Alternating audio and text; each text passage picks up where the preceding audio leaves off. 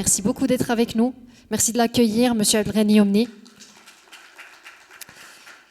Avec lui, on va boucler la boucle en parlant d'argent. On parle depuis tout à l'heure d'argent, mais là, avec un économiste, pour qu'il nous fasse le lien de causalité supposé entre l'investissement et la protection sociale, le lien direct à faire, et le rôle de la grande entreprise aussi comme relais de l'État dans les régions. Je vous en prie, Monsieur Abdelghani Yomni. Bon, premièrement, je remercie Conso News d'avoir organisé cette grande conférence citoyenne. Et je remercie Madame Sarah Rami d'assurer cette longue modération avec beaucoup d'intervenants et puis la richesse des intervenants. Écoutez, Monsieur Omar Hassouni est parti, il a dit État social et croissance économique. Moi j'inverse, je commence d'abord par croissance économique, puis État social, pour ne pas emmener l'État vers la faillite. Parce qu'il faut d'abord créer de la croissance et puis financer le social avec cette croissance.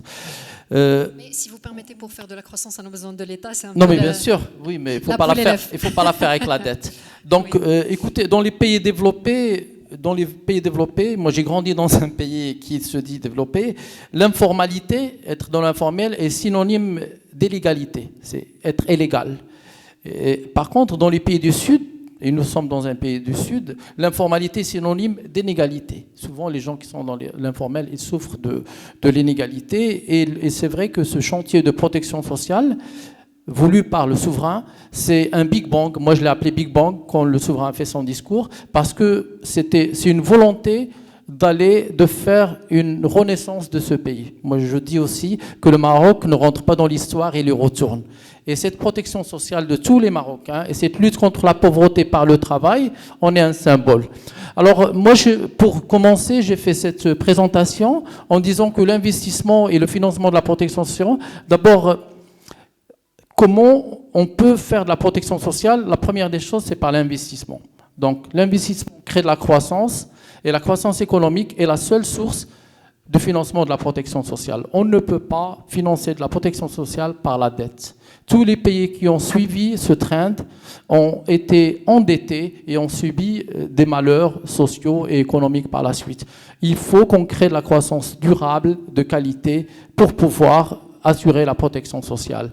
Nous aimons tous les Marocains, nous luttons contre l'inégalité, mais nous ne pouvons pas lutter contre l'inégalité avec la dette. Ça, c'est pas possible. Alors, après, le deuxième point. Alors, j'ai pris d'abord quelques graphiques que je vais expliquer. D'abord, nous avons au Maroc 30% d'investissement public.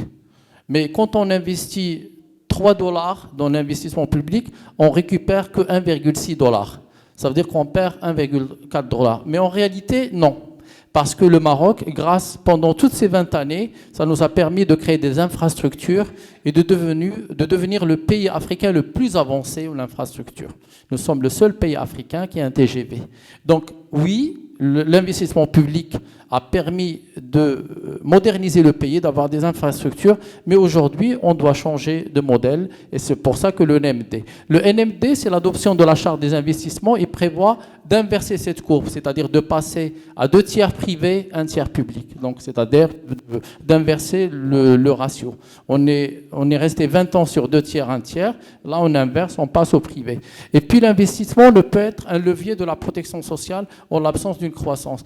On voit très bien qu'au Maroc, on investit beaucoup dans le public, mais on crée très peu de croissance. Donc, on ne peut pas, l'investissement ne suffit pas. Il faut que derrière, il faut qu'il y ait de la croissance et de l'emploi pour assurer la protection sociale.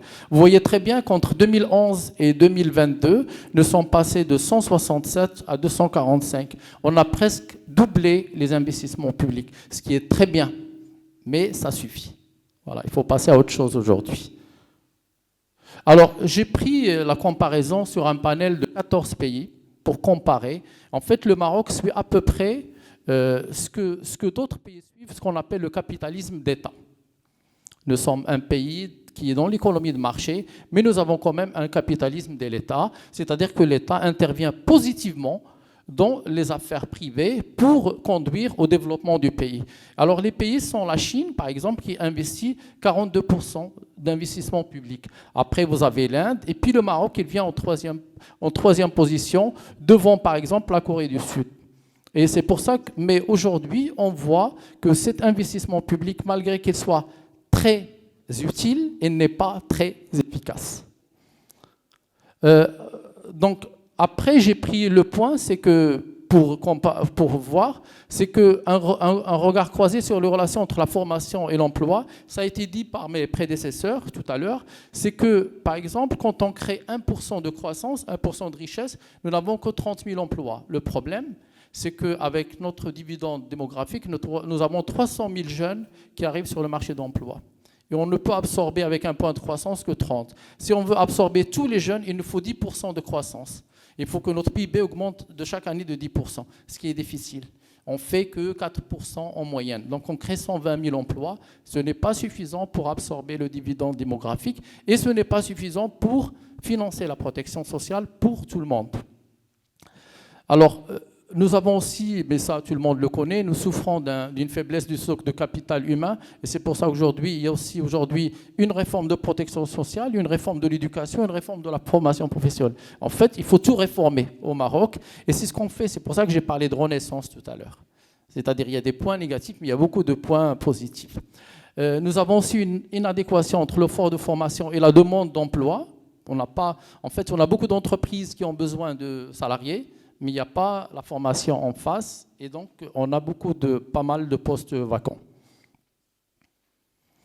Maintenant, sur la transition démographique et l'urbanisation, et ça c'est très important, y compris pour madame qui travaille pour la Caisse nationale de la sécurité sociale, c'est qu'on est un pays qui a fait en 22 ans la transition démographique, l'Europe l'a fait en 180 ans. En fait, en 22 ans, on est passé de 5 enfants à 2,2. L'Europe a fait 180 ans. Ça veut dire qu'aujourd'hui, le stock de jeunes au Maroc, aujourd'hui, il est énorme, mais aussi de la population active, donc il faut l'absorber. Donc la population active, aujourd'hui, elle va être de 24,6, elle sera en 2050 de 36 millions. Donc il faut des emplois, et puis il faut aussi des cotisations, parce qu'on ne peut pas faire... Parce que le problème de la protection sociale, ce n'est pas une Coupe du Monde qu'on va organiser. La protection sociale est irréversible. Si on décide aujourd'hui de la mettre en place, on ne peut pas l'abandonner demain. Donc, c'est-à-dire, c'est pour toujours.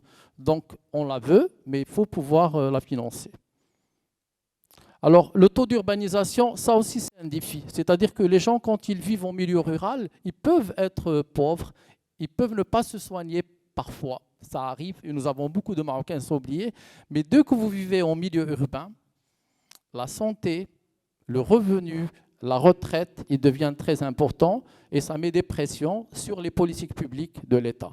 Nous étions 22% en 1960 en milieu urbain.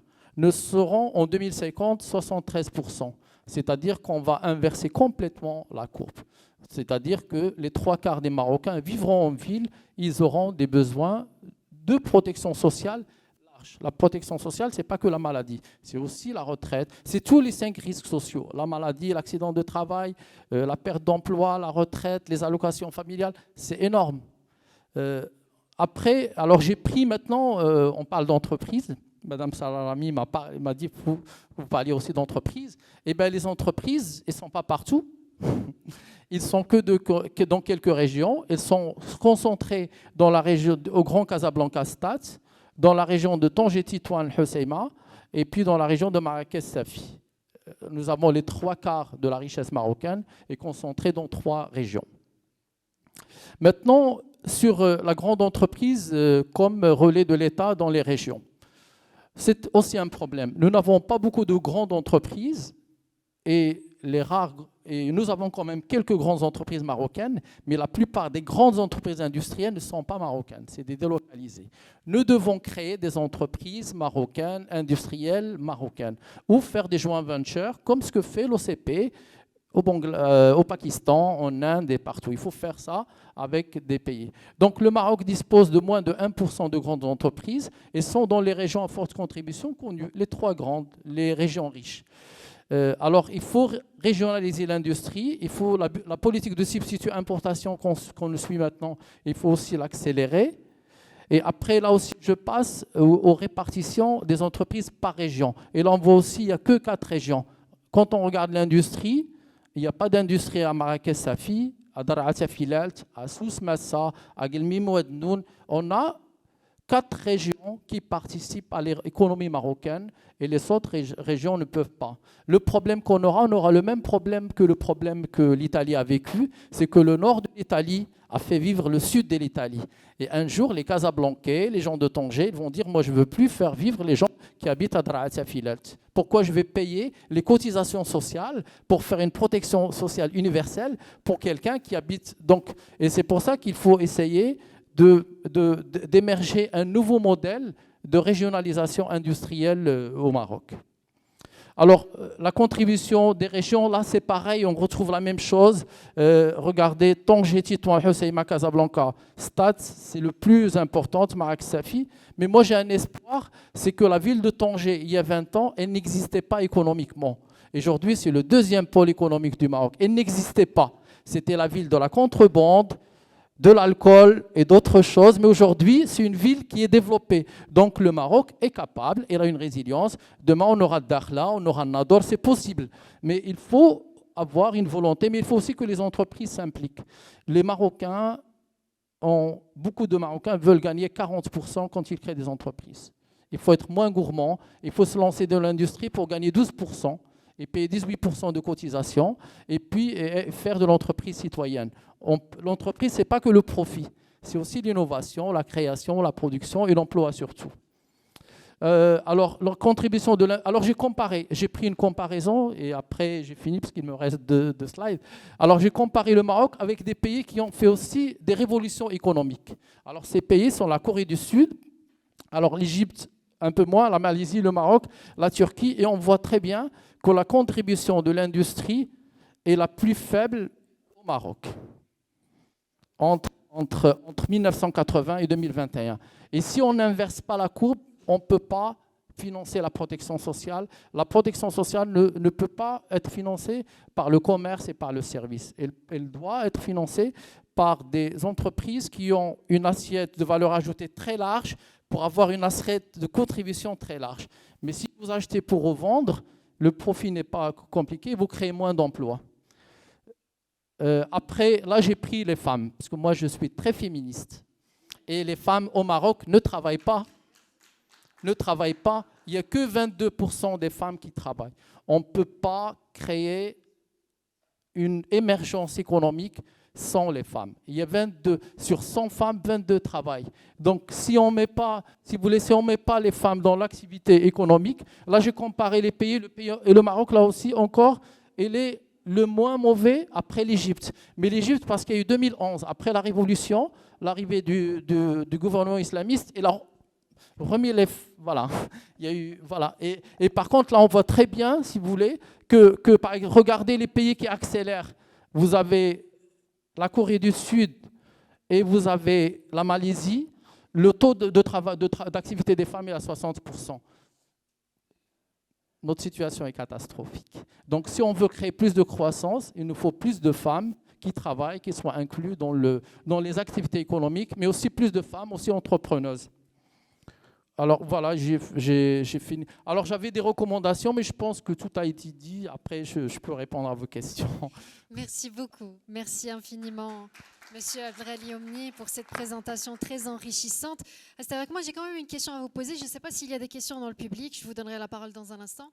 Mais ce que vous nous proposez finalement, c'est de financer la protection sociale par le libre marché, en quelque sorte.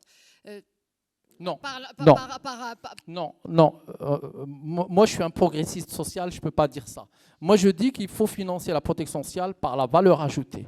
Il faut qu'on ait des entreprises. Parce que vous savez que dans la pyramide de l'économie, pas du tout. La pyramide de l'économie, nous avons le capital, le travail, les biens et services. Moi, je suis contre la plateformisation de l'économie, mais je veux qu'on crée des entreprises manufacturières qui utilisent des matières premières et de la main-d'œuvre qui créent. On ne peut pas faire une société d'assistance.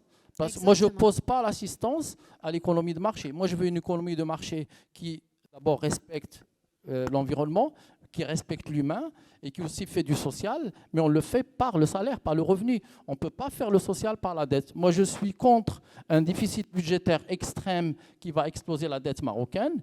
Je suis contre les profits à 40%, mais je suis un partage de la richesse qui est basé sur le travail, sur l'effort et sur aussi que l'entrepreneur qui investit, il faut qu'il puisse aussi gagner des profits. Donc, donc il n'y a pas de... Voilà, je ne suis pas ultra-libéral. Donc tout va bien, donc on est d'accord. Est-ce que vous êtes d'accord aussi pour dire que la protection sociale elle-même est un vecteur de croissance économique? Alors moi je suis tout à fait d'accord avec vous. vous. Non, je suis tout à fait avec... je vais vous expliquer, les gens ils vont être très contents. Alors ce qui se passe aujourd'hui au Maroc, c'est qu'on est en train, au Maroc, avec les directives royales, c'est qu'on donne la chance à l'industrie de la santé. Et ça a été dit tout à l'heure que les gens de la santé ne sont pas là. Les pharmaceutiques, les cliniques, c'est dommage. Parce que c'est eux qui vont profiter. Regardez ce qu'on va faire avec eux. C'est que nous, avec nos cotisations, on va payer nos soins dans les hôpitaux et dans les cliniques et chez les médecins. Ils vont gagner des dividendes, ils vont faire des profits grâce à des cotisations. C'est que la contribution sociale va créer de la valeur ajoutée qui va participer à la croissance sociale. Effectivement. Au niveau méso, si je puis dire, ça dynamise les économies locales. Au niveau macroéconomique, ça va stimuler la croissance. Mais il y a le problème de ressources humaines. Absolument. Voilà. Ça, c'est un sujet qui a été d'ailleurs soulevé tout à l'heure. Merci beaucoup, M. Elfrani Omni. Je ne sais pas s'il y a des questions dans le public. Oui. Oui.